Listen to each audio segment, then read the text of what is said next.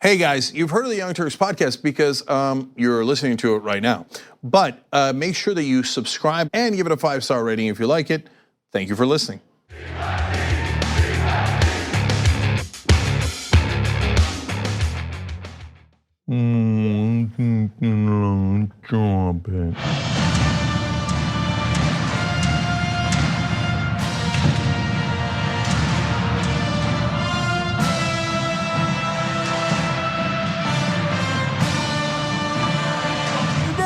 Everybody, woo, da, da, ba, da, da, da. Okay, 18th birthday for the Young Turks. Cenk Uygur, Iadarola, Jayar Jackson, some of the old school crew. All right, we got a great show ahead for you guys. We got Bloomberg, we got Trump, we got Bernie. There's a usual set of hair pulling exercises. My favorite, I'll probably come back to it. It's not one of the stories, but I'll come back to it in 7 of the stories probably. Chris Wallace today said, you know, if Bernie Sanders keeps winning these primaries, the Democratic Party won't be able to stop him. Yeah, that's kind of how it works. But the assumption there, which is that the Democratic Party desperately does want to stop him, is an interesting one. Okay, all right, so let's do it. Let me talk about the birthday first. All right, guys, we have been on the air for 18 years. This is our 18th birthday, and that is unreal. Back on February 14, 2002, Sirius Satellite Radio launched, and we were their only original talk show at the time. They had other shows on, but we were the only original one.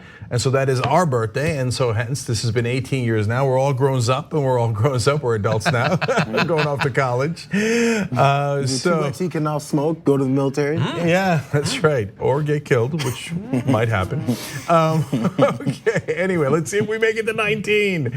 But seriously, that is actually part of the story of the Young Turks. I mean, every year we're like, let's see if we can do another one, and it hasn't been easy, and it has been in some ways one miracle after another to stay on air. Yesterday in the post game for the members, John and I were talking about how in 2006 we were on to our last payroll and we were about to go under, and just bounced off the ground and got back up. It's happened many times, but here we are. Look, if you look at the metrics that the rest of the world cares about, which is there's one, money, right? That's why New York Times has never written a story about us, maybe ever, but certainly not anything positive. NPR has never done a story. None of these big outlets have ever been like, wow, Young Turks, holy cow. Oldest show in internet history.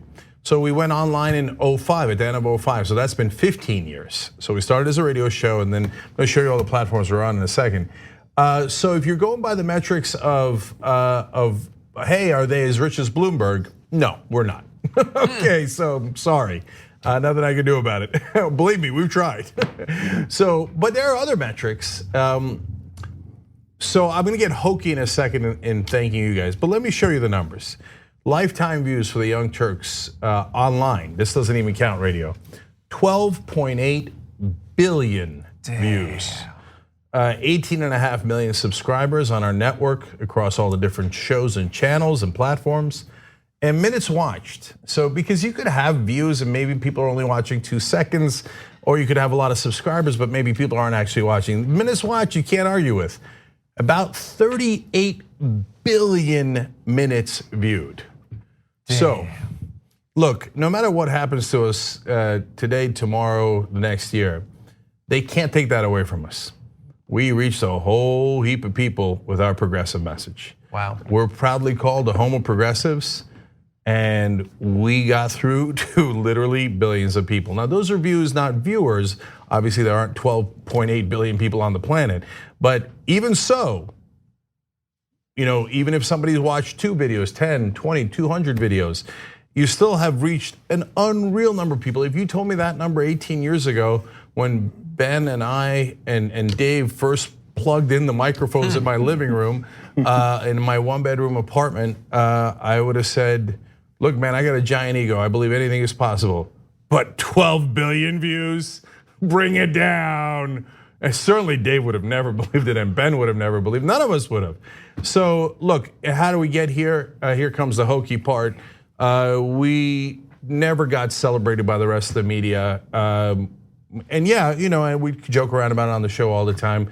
There's a slight bit of bitterness there. Slight. Yeah. But look, they don't, as my wife said, people you're leading a rebellion against are not likely to give you a pat on the back. So fair enough. But there are other people in the world, you guys. So first, just on a personal level, I've now met thousands of you. And the credit you guys give us and the love that you guys give us is worth 1,000 articles or anybody in the mainstream media or the elites or the people inside the club giving us credit. God, you guys are so wonderful to us. And so how do we make it in a digital media atmosphere that is near impossible? We've literally had hundreds of companies go bankrupt in the time that we've been on air. Well, the reason they go bankrupt is the advertising situation in digital media is a disaster, total utter disaster. It's not just specific to us, it's specific to the whole industry, but you carried us. So that's very literal, financially, through membership, tyt.com/join. If you're watching on YouTube, there's a little button down below, it says join. Yeah, and sometimes people say, oh, you asked the audience for too much. That's absolutely true, I do ask you guys for too much. And I wish I didn't have to, but I don't have a choice. That's the only way we stay on. But we love you for it. It's, look, I'm king hokey, okay? But everybody around here is hokey and corny, and our love for you, I think, is, I think we show it to you over and over again because it's as earnest as it can be. And then, another way to keep us on air is tyt.com/yes. It's just a contribution in any way that you can. Anyway. So if it wasn't for you guys, would have been out of business a long, long time ago. New York Times did do a story on just about every right-wing outlet, but the one that sticks with me, and I'll keep it real, is Dennis Prager. And in the middle of the article, where they're doing glowing praise of this conservative guy with his horrible, unbelievable views, trying to do propaganda on college campuses, etc., they say, oh, by the way, 2 billionaires give him $20 to $25 million a year and don't expect anything in return. So whereas we have to actually be sustainable, right? Mm-hmm. They just mention it like, oh, by the way. No, not by the way. They get $25 million a year for free and to do propaganda for those 2 billionaires. And maybe ask why? Yeah, but hey, money, they have money, bravo. Okay, so there I am again. But guys, like when people come up to me and hug me and they say wonderful things like we changed your life or we changed your mind, or sometimes folks tell me they got the courage to leave fundamentalist religion. They got the courage to come out and say they're gay, or thousands of stories. I can't thank you enough. It's been a wonderful 18 years. So which platforms are we on currently? This little engine that could. Let's show you. Obviously our own website, tyt.com. We got our app. YouTube, Facebook, Roku, Pluto, Comcast Xfinity X1, Comcast Xfinity Flex, Xumo, and you name it, and it goes on and on. Okay, now Lifetime platforms. Just for fun, I'm not going to read all of them, but these are the platforms we used to be on, right? Oh, look at Air America there, Current TV, Blip. Air America is where I first listened, by the way. Oh, is that right? That's awesome. Fusion, where John had a TV show. AOL, where we started off some reporters that still exist in the world today. They're reporters partly because we helped them, and I feel very, very proud about that. So all those, if you notice, MSNBC is not on there because that wasn't TYT, that was just me. And Go 90 is there, where True North was for like a day before it shut down. It's cool. We still have that spent a couple months in the North Pole. Nobody needs to see it though. Well, back when it still existed. Yeah, briefly, it was very brief. The North Pole existed. When the North Pole existed. Oh, that's true, yeah. Yes. Science fiction, really. And not only did you guys keep us in business through membership and do now, but when we asked you for a studio, the studio is built by you guys. We asked you for reporters, you did that. We asked you for a climate reporter recently, you did that. You're the best. So last thing, guys. So you see Jayar next to me. He's been here, what, 17 years? April of 03. One of the first Young Turks ever, and he missed the living room, but he was there afterwards. In our first little tiny office studio. And I just want to run through some, and John, has it been a decade yet? It's been more than 8 years. I came in January 2012. Okay, obviously a huge part of the show. You've been here twice as long, jeez. By the way, John started. John, I know he's been here twice as long as you, and you've been here forever. Crazy. John started is the only person to have started 2 out of our top 10 channels. So both Damage Report, which is on the air now, and Think Tank in the past. So wonderful work by John. All right, but I want to tell you about the folks that are not here, and some you see all the time. Some I'll just go in random order here, in the order you have the pictures, guys. But some folks you never see, right? So first, Commander of the Armies of the East, Aaron Wysocki. So Aaron's a legend. He runs the Boiler Room in Pittsburgh. He does publishing for us, but he's done social media. He's done everything else.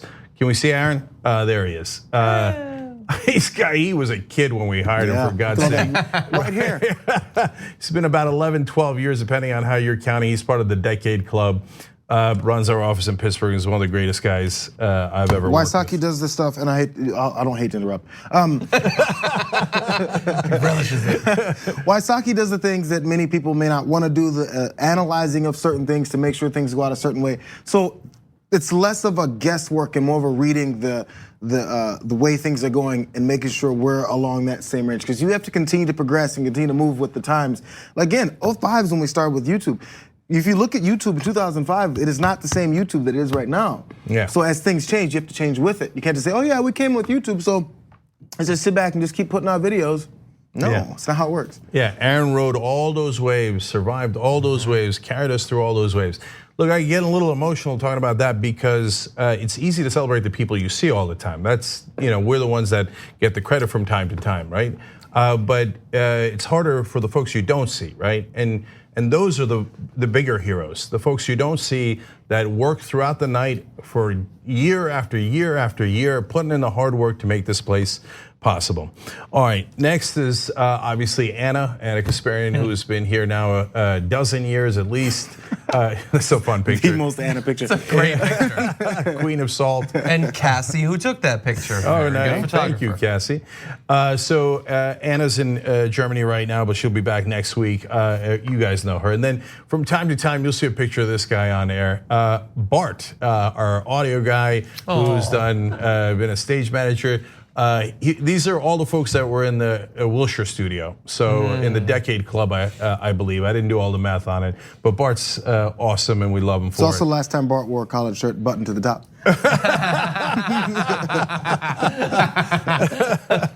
Of course, my co-founders, the ones that were in the living room back on the very first day. Actually, we started at a Tony Roma's. That was our first meeting ever. Ben Mankiewicz, now host of Turner Classic Movies, obviously comes on the show still to this day. In fact, he was with us in the Iowa caucus, does old school with me. Guy you see from time to time on the Air Friday post game, Dave Kohler. The ever irascible and eccentric Dave Kohler. That's a good picture. I really like that picture, actually. That's a great picture. That's more Dave Kohler than it did that other one was Anna. That's a great picture. And obviously the smartest guy who works at TYT, Edwin, our stage manager.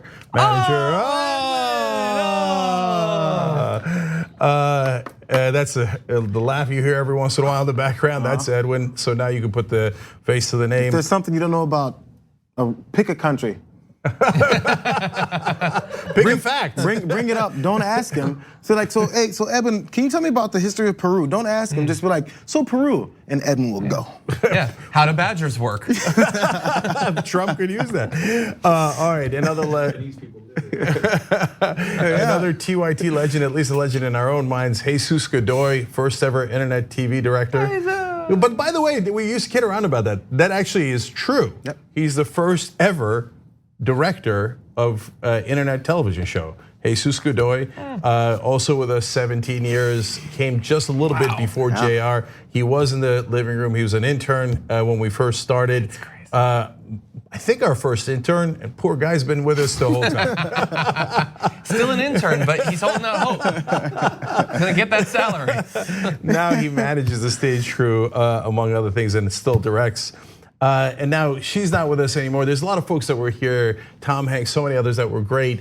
But I gotta acknowledge Jill Pike because she helped start the show. She was one of our original co-hosts with me and Ben for a long, long time. She's wonderful, a huge part of the show. Last couple of folks here, Epic's been here from day one. Michael Schur, in the living room with us. Now, not almost never full time, right? Always like doing this and doing another thing at the same time. Mark Thompson's been here a long time too, but Michael was here from day one. So thank you to Michael Schur, who's now with I-24 and Cheddar. Someone you also never see, but does wonderful work behind the scenes and has been here and carried the company is Praveen Singh. She does marketing, PR, and so many other things for us. So Praveen, you're the best. She's in San Francisco. That's a great picture of Praveen. Yeah. So thank you. Who takes these amazing pictures? Was that Cassie too? Probably. I assume all of these are Cassie. And then finally, one of the aggressive progressives, Steve-O, also I think in the Decade Club, certainly was in the Wilshire studio back in the day. I like how they were kind of reluctant to put Steve's picture up. He's our chief business officer as well, so multifaceted here. Yeah. All right, guys, I can go on and on, but we mostly want to thank you for allowing us to exist for all these years. And we don't have billionaires, but we do have you guys. And then we're gonna show you a video here. So summarize a little bit. One small thing before you go to, because I had thoughts really fast. I know, obviously, we always go a little long, but there's a thing about when we started. The objective wasn't always to just get rich. Of course, you want to make money, but the objective wasn't get rich, which is the reason why we stuck through it and then bounced off the ground those few times to make it up. Because we were thinking we have something we want to get to as far as the country. Not a matter of, oh my God, I can't wait for someone to give me $1 million so we can do this and be seen and known. Being seen and known comes with inspiring people. And as you talk about meeting thousands of people, what they tell you, and they tell me this, and I wasn't even directly doing it. What you guys did was made me feel like someone heard what I was always thinking when I'm in the middle of this state, city, whatever. And even my parents thought differently than me. And I'm like, I'm being raised and this just doesn't make sense to me. Am I the crazy one? And I can't tell you how many times on the air, early days, we said, am I the crazy one? I can't be the crazy one because this makes too much sense. And so when other people, we didn't know, we were talking into a camera and we couldn't see you. So we don't know who we're reaching until it's been doing it for long enough for we get a chance to see and meet the people we've seen. So when I meet people out on the streets and they say, oh man, I'm sorry, I didn't mean to bother you. Hey, I'm just saying I liked watching you. I've been watching since this day. And on this platform, I always ask people, where did you watch? Where did you first start watching? And then what kind of hooked you? Because I like to know what it is we did, because you don't know when it happened that it got certain people's attention. So people felt isolated and then they felt like they were part of something. And that's part of the giving part of it. 2020, we got people that are on Instagram and doing Patreon pushes and all this stuff, and their objective is strictly to be known. Instagram celebrities in general, I'm not gonna lump everybody, but I'm sure the major majority of them are like, oh man, I can make some money by just going on Instagram, maybe hooking people. Everyone's trying to do it. That wasn't the objective. The objective was for us to tell the truth in the middle of things, in the middle of an industry, I'm gonna call politics an industry, that has no interest in telling you the truth. I'm so glad you brought that up, Jayar, because look, when Ben and I first started, I remember we had a conversation right in the beginning when we said, when we come back to being in the middle, which is where we actually are, because the polling indicates that about 2/3 of the country agrees with our positions, then we'll know that politics is back in balance. Back then, Ben was to the left of me, now I'm to the left of him. But I think Ben, mission accomplished. Like some people are saying he's not left enough, right? No. And by the way, I don't know if I'm outing him here, but he voted for Bernie Sanders last time, okay? But now a lot of people think Ben is not left enough, right? I was on a podcast just yesterday where somebody was saying that I'm not left enough. All right, we're getting back in balance. That's what we wanted. And so now millennials and Gen Z are 80% progressive, and if we help push the country in that direction, I just want to keep going, man. That's all I care about. Then I'm incredibly proud of that. And by the way, we're 18 days away. It's funny, it's our 18th birthday, and we're 18 days away from Super Tuesday, where a guy who is so progressive that when we started, no one on planet Earth could have imagined could be president. If you had said it in February 14th, 2002, that Bernie Sanders will one day be president of the United States, you would have been laughed out of every room. I mean, you would have been laughed out of every room until about a couple of weeks ago, right? But let alone that. Look, I'm proud that I was the first guy in 2013, first pundit to say, yeah, I think Bernie Sanders can be president. I think he has a good chance of winning. Not like he should, but I'm saying he could, and here we are. I remember watching that video and being very frustrated. I was not happy with that particular prediction, how early it was. I just want to say briefly, and partially because I want to make sure that this segment takes a long time, because that is a tradition that goes back 18 years. But also, like, I'm glad that you went over the numbers and how many people have watched, and it's so amazing. But also, one thing that I don't think people will get is, so we've reached a lot of people, but we've sort of reached a lot of people that we haven't even directly reached. Because I don't think most people know how many shows would not exist or would not exist in the form that they're in if it hadn't been for the Young Turks. Like, there had been radio for a long time, but when you guys started on YouTube and started to figure out over time how that could work, what that should look like, how do you structure that, how do you present yourself to the audience? I mean, there are a lot of people who now have shows that either consciously or perhaps not so consciously were doing the Young Turks, basically. They might disagree, and now they have totally different things and everything. It's awesome, that's what we want. And by the way, some of those people are right-wingers. Like, there are people who do our thing, but they're insane right-wingers, but they're trying to be the Young Turks. And I think that that's amazing too. It's another reason why it's crazy that the New York Times has never like isn't that sort of important that like this whole ecosystem has sort of sprung out of this initial experiment that nobody thought could work? And that was kind of the point I was making as far as like, now people don't realize, hey, becoming an internet celebrity is a thing and a normalized thing, but literally it was not a thing before, it just wasn't. And we were just like, hey, literally, hey, you know Jesus? Jesus said, hey, let's put a camera while we do this radio show and let's just talk, and there's a camera looking at us. That was a good call. And we were YouTube's first partner too. So, I mean, it's also amazing that nobody's given us credit for being the longest running show in internet history. So that's a hell of a thing. It doesn't matter, guys, it doesn't matter. Look, the bottom line is let's keep going. Let's keep going. Otherwise, you're no longer the longest running show. All right, so having said that, just one last thing, show you guys a video of some of the fun moments that we've had over these last 18 years. Welcome to the Young Turks. For so long, all you've seen on television is conservative hosts, conservative commentators, and conservative talk shows. But now we say the time has come for regime change in American television. This is a noted American talk show host, Cenk Uygur, and I doubt anybody knows who he is. Show the goddamn paper right here. Picture, headline, USA safer, Bush says. Happy birthday, how old are you? 32 years old. You are an old man. I was telling this kid this morning, I was 22 when I started TYT. We're supposed to celebrate Iadarola's birthday. I don't know how I got reeled into this. I volunteered though. Hey everybody, why not break down? That's what's funny, man. This is what everyone wanted to watch. Cenk versus Jayar. We were told that everything would go well. We would have roses thrown at our feet. We would be seen as liberators. We wouldn't need that many troops. And all of these predictions turned out to be incredibly wrong. They have no shame whatsoever. The whole premise of the show is that we are believers. We actually believe that we can make a difference. Yes, we dare to believe that we can make a difference in our government. I was gonna introduce myself, but it sounds like you guys might know us. We do news a little different than the establishment media. We do it honestly. Thank you, Cenk Uygur of the Young Turks. This convention is gonna be nuts.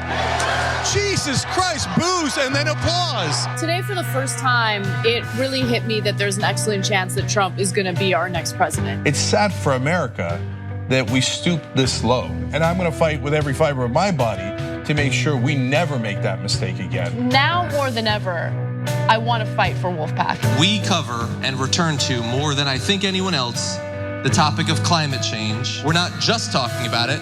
TYT sent an awesome, extremely talented crew and myself to the Arctic last year.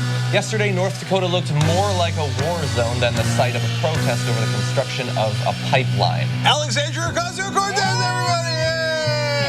Yay! Great to have you here on set. It's awesome to be here. You know, this is where it started in a lot of ways. Hello. Hi. When the Justice Democrats started, I remember I was there. Will you join the Justice Democrats? Yes, with enthusiasm. Justice is coming. You've got 3, but we only know the results of 2. It's been almost 12 hours and we're totally running out of time. We're having fun, it's election night. I'm calling it. Alexandria Ocasio-Cortez, the winner. Congratulations, thank you. No small part, thanks to, honestly, journalists and an outlet like yourself that are willing to cover this story from the very beginning. For all of you who volunteered, all of you who donated, you're David. You just beat Goliath tonight. We were told that we would be lucky to have one Justice Democrat in Congress. We have 7 Justice Democrats, a caucus of justice in the House of Representatives. About a year ago, if I had told you that AOC was going to defeat one of the most powerful Democrats in the country, and then right-wingers would sue her if she blocked them on Twitter, oh my God, how much have we changed the world in about a year? So this is what democracy looks like. TYT! One more time. I love you guys. When I was here is when I started with these guys. I thought me and Cenk Uygur were about to change the world and make $1 million. We're still on the change the world part. Thank you all for independent TYT. Thank you, all your sisters and brothers in the independent media family. Thank you so much for giving the people of this country a different view. All right, still at the same place. Love you guys. Thank you for making this possible. You reached a lot of people. You are the Young Turks. And we have spread that progressive message wide and far. Let's keep it going. Thank you. TYT.com/join to keep it going. All right, we'll be right back. We need to talk about a relatively new show called the Republic, or UNFTR. As a Young Turks fan, you already know that the government, the media, and corporations are constantly peddling lies that serve the interests of the rich and powerful. But now there's a podcast dedicated to unraveling those lies, debunking the conventional wisdom. In each episode of the Republic, or UNFTR, the host delves into a different historical episode or topic that's generally misunderstood or purposely obfuscated by the so-called powers that be, featuring in-depth research, razor-sharp commentary, and just the right amount of vulgarity. The UNFTR podcast takes a sledgehammer to what you thought you knew about some of the nation's most sacred historical cows. But don't just take my word for it. The New York Times described UNFTR as consistently compelling and educational, aiming to challenge conventional wisdom and upend the historical narratives that were taught in school. For as the great philosopher Yoda once put it, you must unlearn what you have learned. And that's true whether you're in Jedi training or you're uprooting and exposing all the propaganda and disinformation you've been fed over the course of your lifetime. So search for UNFTR in your podcast app today and get ready to get informed, angered, and entertained all at the same time.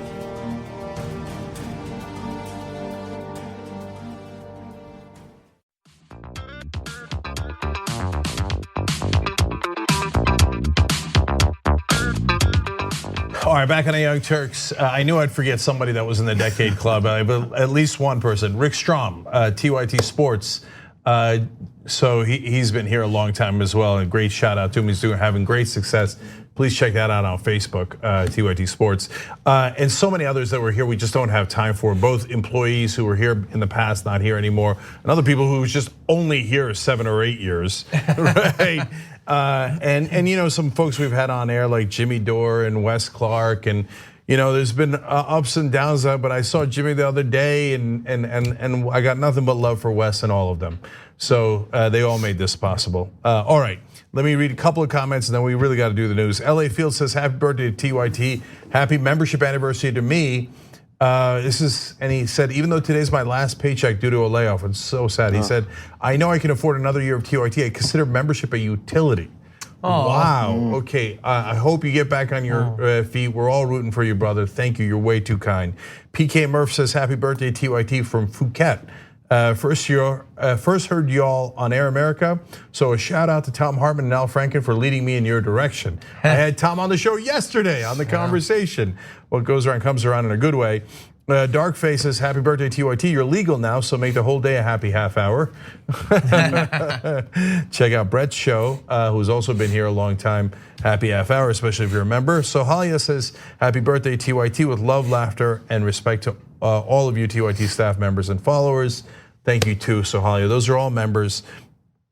And then in the YouTube super chat, Troy Perron says, "You all make me and the world better with your work." Thank you, brother.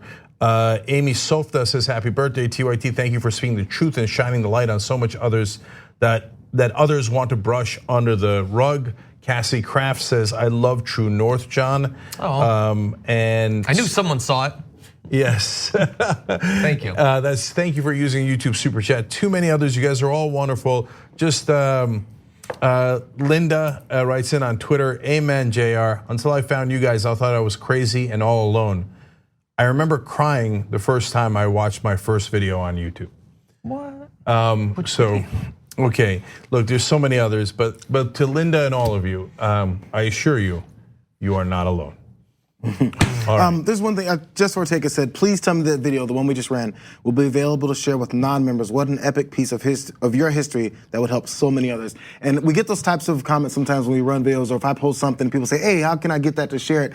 And I just want to put it out there in case we do get a chance, and it'll be available somewhere. I don't know if that's possible. 100%. We'll definitely make it possible. TYT.com. Okay, so we'll definitely put that up. And thank you guys. All right, John, let's do the news. Okay, let's jump into what's been happening today.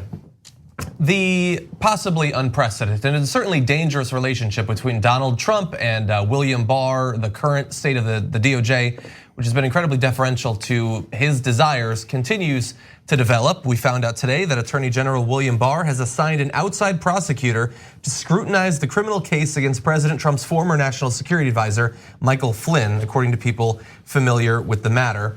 To catch you up, in case you don't know about Michael Flynn's legal troubles, in December 2017, Flynn struck a plea deal with special counsel Robert Mueller's team, pleading guilty to lying to the FBI about his contacts with the Russian ambassador and agreeing to cooperate. Now, Flynn was one of multiple people in the administration who just forgot that they had been talking to a whole bunch of Russian officials.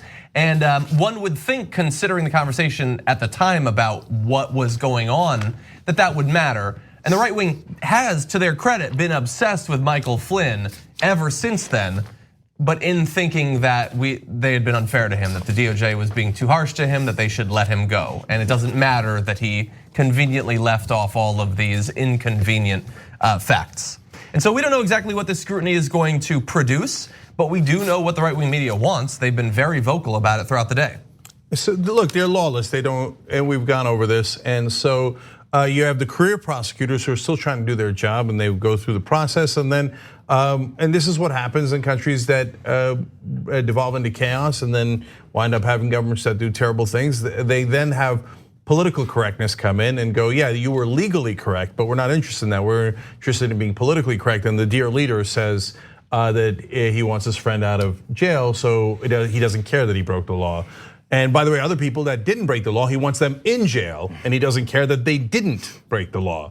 And so that's how democracies devolve, and we're right in the middle of that right now. It's hard for people to see it sometimes. I was thinking that the other day. It's hard for people to see exactly what's happening in the country when it's happening. We think, oh, we look through history and we're like, hey, that happened. I read that book. That's how it happened. But when we're in the middle of it, or when someone who happens to be in the opposing party, and not everyone that's in the opposing party is saying this, but when someone says, hey, pay attention to what this guy is doing, it's what we've always warned others about.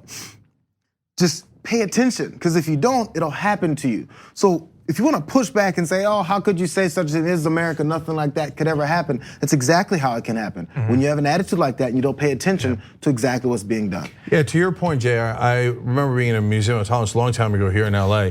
And I always wondered, how in the world did that Germany slip into what it slipped into in the 1930s, right? And then they laid it out. That's why you go to museums, okay?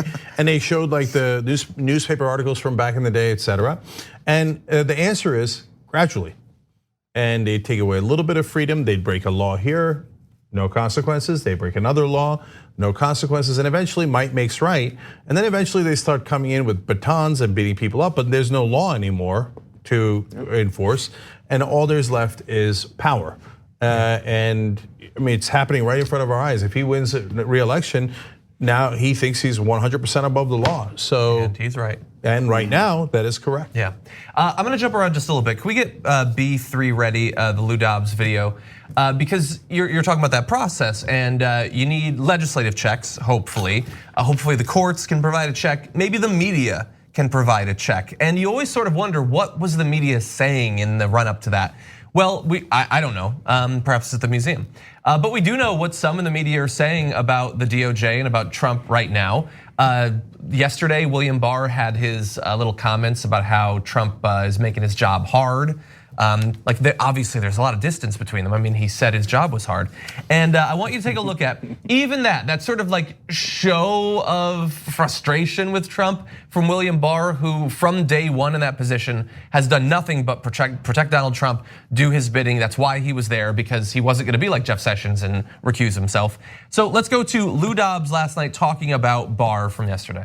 I guess I am so disappointed in Bill Barr. I have to say this.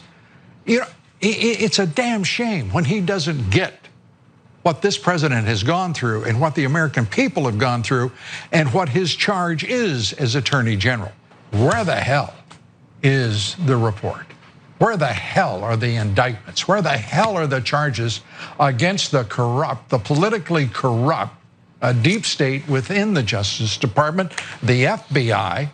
And why in the hell aren't we hearing apologies from someone in that rancid, corrupt department about what they permitted? But then to hear this Attorney General complain about this president who's fighting every one of those damn people to do the right thing and to get this country straightened out. And it's his mission to do so, not to carp about his boss. And by the way, I don't want to hear any crap about an independent Justice Department. This Justice Department, as does everyone, works for the president. It is part of the executive branch. Lou Dobbs never before in his life has felt that the Justice Department should be the personal lawyers of the president. And I guarantee if Trump loses later on this year, he will not continue to say that they should be working for the president. But look at that, I don't want to hear that crap about an independent DOJ. No, because you would have that in a presidential system. In a monarchy where you have your king, no, obviously all of them are supposed to be working for him.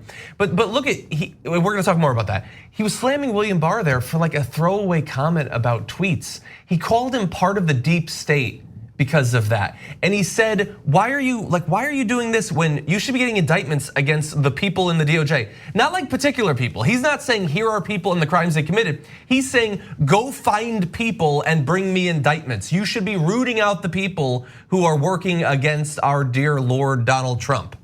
Against our political enemies. Yep. And so also in the museum you see propaganda, and that was a huge part of it. And you think that like the Germans, like the National Socialist Party, when they first came into power in the 1930s, or trying to get into power and then did, that they came in and said, oh, we're gonna murder everyone? No, they didn't say that, okay? They said, oh, we're trying to protect the homeland. And he's the only one that cares about Germany and the Germans. And he's just trying to, and you've got to give him the power so he can protect you. So he could protect the homeland, and he can protect Germans outside of the homeland too, because those are poor minorities that are being exploited in other countries, and we have to go help them, etc. And they did propaganda on purpose. And then their enemies were less than human. And they were the ones causing all the problems, and et cetera, et cetera. And if anyone crossed the leader, you'd have someone like that go back in the day in the newspapers and little leaflets, et cetera, and say, he is now among our enemies, and he has to be rooted out, okay? And they would get rid of them, and then until everybody got the message, you're not allowed to disagree with the leader even a little bit, not even as John pointed out, a show disagreement. It wasn't a real disagreement. It was meant to show that he's independent, while Bill Barr is not actually independent. He did reduce Roger Stone's sentence. He did put someone on the Flynn case to reduce his sentence, or maybe let him go. He did butcher the Mueller report and lie about it. He's done everything Trump has asked him to do. And then he just did a little show of like, oh, I am upset about his tweets. And Lou Dobbs is like, that's it. He's part of the deep state and it's rancid. We got to get rid of him, because the important thing is not, is Bill Barr really on our side or not? The important thing is to terrify anyone who might oppose the president even a little bit. Yeah. Justin Amash, Matt Gaetz, Jeff Sessions. These guys get run, Mitt Romney, they get run out for the smallest of things. Matt Gaetz it was one of the biggest kneelers in front of the president. But I mean, there was one thing, which by the way, just yesterday, they did pass, the Senate did pass a limitation on the president's war powers against Iran. That's what Matt Gaetz was put on punishment for even suggesting before the vote actually happened. Of course, he's representative, so that was a Senate vote yesterday. But just because of that, he's off of the impeachment trial when he was one of the biggest mouthpieces. It doesn't matter, you are now an enemy. And until I get rid of all of my enemies and not only have people like Barr around me, who now he's towing that line, then we're not a complete country yet. Anytime the interest of the president only matches up to be the interest of the country, that sounds like a dictator to me. And when you have someone like, who's our boy in the impeachment who said, if the president thinks it's the national interest for him to get reelected, he can do whatever the hell he wants. I'm not old. It was Dershowitz. Dershowitz says that. Then that becomes the norm. That's a legal argument he made in front of the Senate. That's what we're supposed to do now? Yeah. Come on. So I know we do have to go to another break, but you're gonna wanna stick around because we've got, I think, my favorite story involving Michael Bloomberg. Before that though, I do wanna say, because I know a lot of people were interested in seeing that birthday video. They're so impressed. Like, think about how gargantuan a task it is to go through 18 years of content and make something so awesome. So you probably wanna know, and you should know, who actually made that. So our editor, Mary, and Norma did the graphics. I can't imagine how you put all of that together, but they did an amazing job. That's a video I'm gonna be going back to for a long time. So thank you and credit to both of them for that. And with that, we got a lot more news to get to, so why don't we take a short break? We'll be right here. At TYT, we frequently talk about all the ways that big tech companies are taking control of our online lives, constantly monitoring us and storing and selling our data. But that doesn't mean we have to let them. It's possible to stay anonymous online and hide your data from the prying eyes of big tech. And one of the best ways is with ExpressVPN. ExpressVPN hides your IP address, making your activity more difficult to trace and sell to advertisers. ExpressVPN also encrypts 100% of your network data to protect you from eavesdroppers and cyber criminals. And it's also easy to install. A single mouse click protects all your devices. But listen guys, this is important. ExpressVPN is rated #1 by CNET and Wired magazine. So take back control of your life online and secure your data with a top VPN solution available, ExpressVPN. And if you go to expressvpn.com/TYT, you can get 3 extra months for free with this exclusive link just for TYT fans. That's expressvpn.com/TYT. Check it out today. We hope you're enjoying this free clip from the Young Turks. If you want to get the whole show and more exclusive content while supporting independent media, become a member at tyt.com/join today. In the meantime, enjoy this free segment.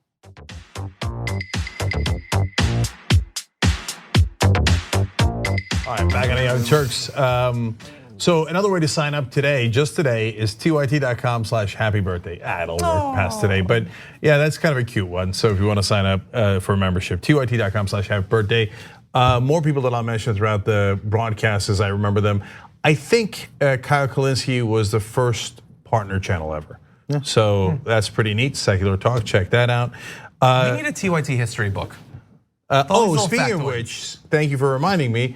The keeper of TYT history and the guy who writes your newsletters, another aggressive progressive, Malcolm Fleshner. So I don't know if he's in the decade club because I didn't do the math. I don't have enough time, but Malcolm has been here forever, and he's actually was with me back when I was doing the public access show. So the guy was, yeah, in a sense, the guy I've worked longest with. Oh my God, I had no idea. Yeah, back in Arlington, Virginia. Yeah, it's another story for the members, which you get if you're a member. All right, so Shop TYT has a special 10% discount for the final sale items because we're not playing. It is a final sale. We're gonna clear out the shop. We're gonna clear out a huge percentage of the shirts and items there. So if you wanna get the discount code, if you're a member, go to tyt.com/notice to get the discount code, and then you'll take 10% off for the members, but we are clearing it out. So if there's any of those old shirts or products that you love, please get them right now because they'll be gone forever. Yeah, and take that seriously, by the way, because I remember when we were raising money for the studio,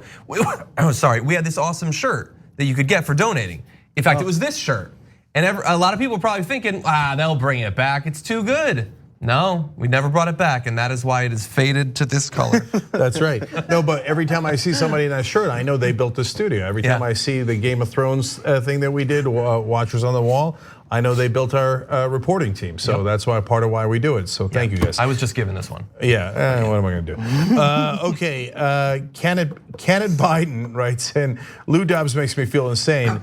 So glad TYT exists to remind me that I'm not insane. And the Black Zach Morris says, I was in need of a news platform that spoke in a normal voice and gave me unbiased news. I felt like Fox, MSNBC, CNN, etc. were either not telling the full story or willfully not talking about issues in the USA. Happy birthday, TYT. I love you all. Well, the Black Zach Morris, we love you too. I appreciate it. And last one. I'll go back to the members. Woody sometimes writes in, happy birthday, TYT. I was raised in a small conservative hotbed in North Carolina by politically apathetic parents and never realized how progressive I was until TYT helped me sort what I thought. So amazing. Thank you guys. TYT.com/happy birthday. God knows we need it. Okay. Yep. This is gonna be a little bit fun.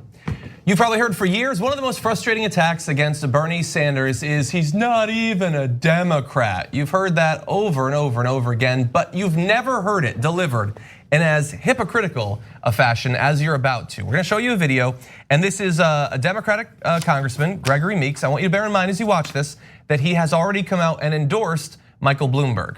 Now watch. This for me is Bernie Sanders is not a Democrat. So I don't understand why Bernie Sanders, who does not want to become a member of the Democratic Party. He vowed he would run, and if he wins, reside as a Democrat. Run as a Democrat. We've asked him on a continuous basis, if in fact you want to be the Democratic nominee, you should be a Democrat. If you're not a Democrat, you should not run. He should run as an independent. He's not a Democrat. So to me, I wouldn't allow a Republican to run as a Democrat for the Democratic nominee. You don't think he should be allowed to run in the Democratic Party? I don't think he should be a Democrat. I think that he should say if he wants to be a Democrat, he should register in the Democratic Party. And then you can talk about running and to be my representative. I want a Democrat to be my representative as president of the United States. Okay, there's problems with that whole thing, but the most important is I would never let a Republican run as a Democrat. What have I done? He's endorsed Michael Bloomberg. Michael Bloomberg registered as a Democrat, do you know when? It was October 2018.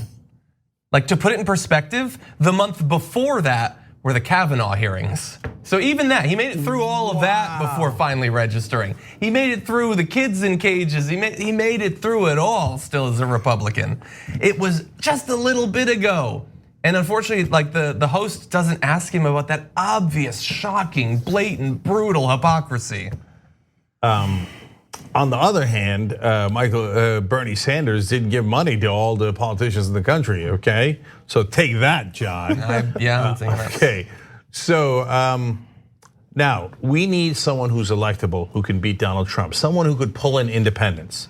But what we don't want is an independent. Now, but we need independents. So who's polling best among independents? Bernie Sanders. Don't want him. Banish him. Banish him. Okay.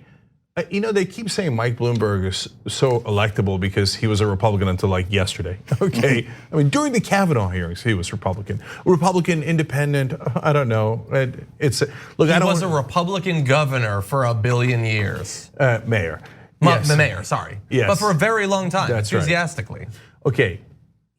There's in another story today that just came out. It is reported that when he told some woman who worked for him who was pregnant, kill it. He's gonna get Republicans to vote for him because he's more electable. Oh, come on. Could you imagine if Bernie Sanders had said that? Can you imagine? Can you imagine, right? But here's the Honorable Representative Meeks telling us, nope, he's to the left of us. But by the way, he means it. He doesn't like people who are to the left of the Democratic Party. He doesn't mind people who are to the right of the Democratic Party, but just the only thing that matters is where's the donations coming from. Yeah. So I don't even know if he would even say that part as far as people Bernie's too much to the left of him. That is the reason, but at least in that section, maybe the rest of the interview he did something else. So let's be fair. So the thing is, what he was concerned about in that clip was he's not a Democrat, he's an independent. He's not a Democrat, he's not a Democrat. We've asked him to be a Democrat, and he's not a Democrat. So if he's hung up strictly on a name, this is another follow-up potentially that he could have been asked as well. Is okay. So what is it about what Bernie is proposing that is not democratic or doesn't match up with the Democratic Party if he's not democratic? Affordable college, women's rights, healthcare, affordable drug costs, livable wages, fair taxing for people, fewer wars, especially interventionist wars around the world, protecting the environment, climate change, immigrant rights, gun control, kids' education system from the beginning, from like kindergarten, livable wages, things like that. So those things, you can list 20 things and ask Representative Meeks, ask Gregory Meeks, hey, are those things not things the Democratic Party believes in? Because this is what you're saying you don't agree with.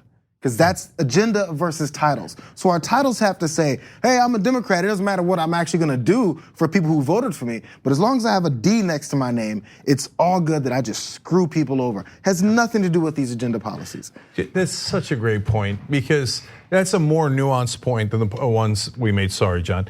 Okay, because that's such a wonderful follow-up. The obvious follow-up is the one John said, wait, you're... That's always what I say. Yeah. Wait, you're backing a Republican, right? That's like, how could she not ask that? But Jayar's question is amazing. Can you name one policy position of Bernie Sanders that is not sufficiently Democratic? Yeah. We'll wait. We'll wait 40 years. Yeah. Okay, you won't be able to come up with one. I can name a lot of Mike Bloomberg's, okay, when he said we should target Black and Latino males on purpose, and we should leave white people alone on purpose. That was not a very Democratic position, and he had that position until what, a month ago? Yeah. And that was, it's not hyperbole, like literally until 2 months ago. Well, one of the best things about Mike Bloomberg, and I hear a lot on the media that he's like really savvy, like savvier than Trump. He waited until like 3 months ago to apologize for stop and frisk. He waited until just the end of 2018 to change his party registration when he knew he was just gonna do it opportunistically to run on the Democratic side, in the same way that he registered as a Republican right before running to be the mayor of New York City. Like he doesn't plan ahead literally at all for this, because he believes that he can just use his money to buy up the ads and bamboozle people into believing he's something he's not. But look, I wanna talk about who he is and why switching your party doesn't mean anything. You said, well, where's the money going? Well, let's talk about where Bloomberg's money went. Now it's going to stupid ads, but where was it going for years and years? So I'm gonna jump to this tweet. So this is from back in 2018, back before he was a Democrat. He pledged $80 million to help Dems win the House. He also held a fundraiser at his house for Republican Representative Peter King and asked for everyone who showed up to raise $10,000 for the Republican representative, which seems like it's gonna hurt your chances of taking the House. But let's take a holistic look over the past couple of decades, because remember, he wants to be the Democratic president, which is gonna have to deal potentially with a Republican Senate and a conservative Supreme Court. So let's talk a little bit about how we got those things. So since 1987, according to the FEC, he's donated over $900,000 directly to Republican candidates' campaigns, national GOP party committees, and federal PACs of state Republican Party committees. That might seem like a lot of money, it ain't nothing compared to what comes next.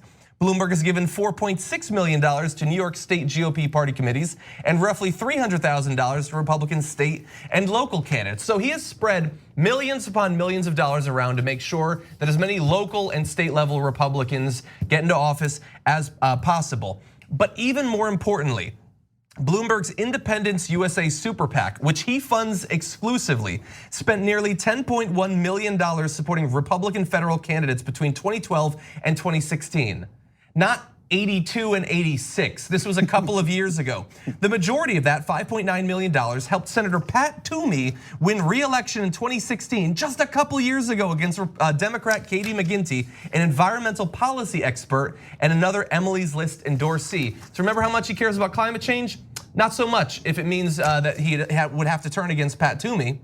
Americans for Responsible Solutions, another one of his in 2014, he gave it $250,000, backing Republican Senator Susan Collins. Remember her votes with impeachment and Kavanaugh? You remember all that? Yeah, he wanted to make sure she was there to do that. He donated $250,000 to the West Main Street Values PAC, by far the group's largest contribution, which spent a little bit more than that actually, to help Lindsey Graham win re-election. It also spent 6 figures against Democratic Senator Tom Udall of New Mexico. And so all of these people, the toadiest of the toadies of Donald Trump, he helped them keep their seats. And in 2012, just a handful of years ago, he endorsed Republican Scott Brown in his Massachusetts Senate race against Senator Elizabeth Warren, who's now one of his primary opponents. So like, he helped get us in the situation we're in. A situation where if he hadn't done all of that, even with Donald Trump as president, we wouldn't have had a Senate that would be passing laws on his behalf, confirming horrendous Supreme Court justices on his behalf. And if he somehow, against all odds, becomes president, he will find it much harder to pass his agenda, except where it lines up with the Republican Party that he was a part of just a couple of years ago, because he worked so hard and spent so much money to give control over this country to the Republicans up until just a couple of years ago. So look, but he has a D next to his name now. Yeah. So look, recently I've learned what actually drives politicians even more than we realized. So we'll have conversations on air about progressive Democrats versus conservative Democrats. Well, that actually gives too much credit to politicians. That indicates that they care about policy at all. They actually don't. If progressive Democrats had more money that they were going to give to other Democrats, then they would all be progressive. They don't care. All they care about is, where's the money? And so Bloomberg tried to defeat a lot of these people and did defeat a lot of the other Democrats, but now Bloomberg's giving money to Democrats. So they're like, yep, conservative, progressive. Oh, come on. What are you, children? Who cares? Yeah. Where's the check? Daddy Mike Bloomberg has the check and Bernie doesn't. Bernie collects it $25 at a time. Do you know how hard that is? I don't want to do that. That's a pain. This guy's giving me a big fat check, so I endorse him and tell you that Bernie's not a real Democrat. And that's not just about Greg Meeks, and it's not personal. I don't know the guy from Adam, okay? It's all of them. They all do it. You see, just turn on your TV any day of the week, and you'll see all of them doing it. The network of money that goes around from PACs to smaller PACs to super PACs to congressmen to Democrats versus Republicans versus independents is so intertwined that if a PAC gave you $25,000 to run for your reelection, and then that same PAC decides to also give to Bloomberg, what you can't do is go against that PAC, because that PAC likes Mike Bloomberg. But if you don't like what that PAC has done as far as endorsing this guy who's going to run for a higher office than you can no longer do that, because now your job is in jeopardy, strictly because the money that you're getting from those places is in jeopardy. So if you work for Starbucks and Starbucks is like, hey, we have this much money to hand out, you can be like, well, I guess I'll show up to work at 6 a.m. like you guys asked me to, because I'd like my money, because I want to keep my job. So these people want to keep their job. They're not looking to represent you, they're looking to represent themselves, because it's a nice paycheck and it's a nice prestigious job, so they can get off work and say, you know, I'm the esteemed senator, I'm an esteemed representative from wherever, because that's what works for their ego. It's not about representation anymore. It makes you wonder, what would these people believe in? What principles would they actually have if they were unleashed from that? Yeah. We'd find out who these people really are, and they might actually represent you. You might like a few Republicans and vice versa. Republicans might like a few Democrats because they, wow, they're actually saying something they believe in. Wolf-pack.com. Yeah. Thank you, brother. Yeah. It's just, and imagine if Bernie Sanders donated money to keep Lindsey Graham in office. Over.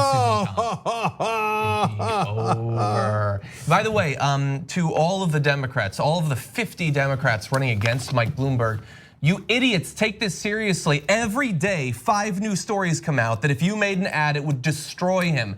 He's put himself in the position to go through a meat grinder in this race, but they're not taking it seriously. They're not running ads against him.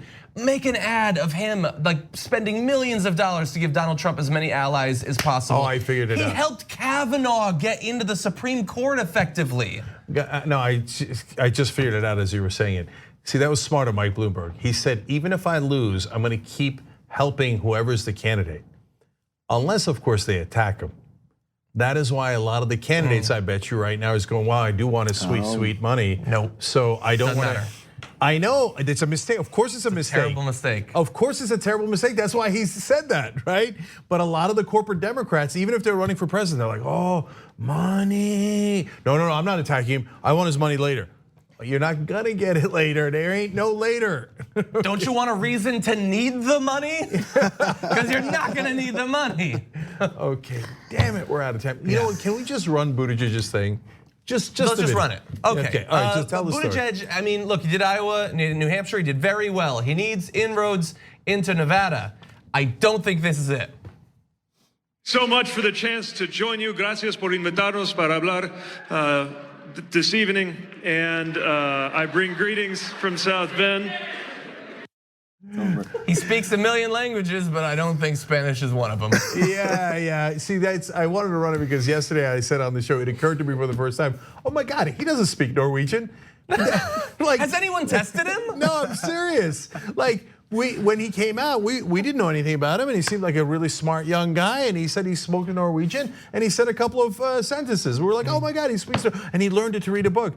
And then I was like, wait a minute, that guy's one of the most full of crap guys I've ever known. Oh my God, he doesn't speak Norwegian. Okay, so if you're out there and you speak Norwegian, if you ever see Pete Buttigieg, just launch into Norwegian. See if he can keep up with you, okay? He doesn't, I don't even know if he plays piano. I've never seen him play piano. I'll state the obvious. This is what happens when you don't have principles, when you don't have an agenda, when you don't have policies that you actually believe in. You think, hey, I can get the vote by acting like it. Yeah. John, you mentioned this before off air. You said he wasn't even speaking Spanish. It was a line he had memorized in Spanish to say, and he forgot it. It's like, that's you why can speak in English. Couldn't ad-lib yeah, afterward. You can speak in English and forget a line, and you'll stumble, even though you've spoken English since you were 2 years old. If you stumble on a line you're trying to remember, it doesn't matter. It doesn't mean you don't speak language. It means you were rehearsed, and your rehearsal didn't work out. Yeah. So I was with Dolores Huerta a couple of weekends ago, and they're like, okay, let's do something in Spanish. And I was like, no. Okay, I know some Spanish, but not well enough to speak. So here's all I can do. Si se puede. Okay, I know that it's genuine. I know it, and I can say it. Everything else, not gonna look good. but a guy like Buttigieg is like, of course, let me memorize it, and I'll tell everyone I speak Spanish. Exactly. And Norwegian. we had to take a break for the second hour. Jayar, thank you for joining us on the first hour. We're gonna be back in just a couple of minutes. Adios, muchachos. Thanks for listening to the full episode of the Young Turks. Support our work, listen ad-free, access members-only bonus content, and more by subscribing to Apple Podcasts at apple.co/TYT. I'm your host, Cenk Uygur, and I'll see you soon.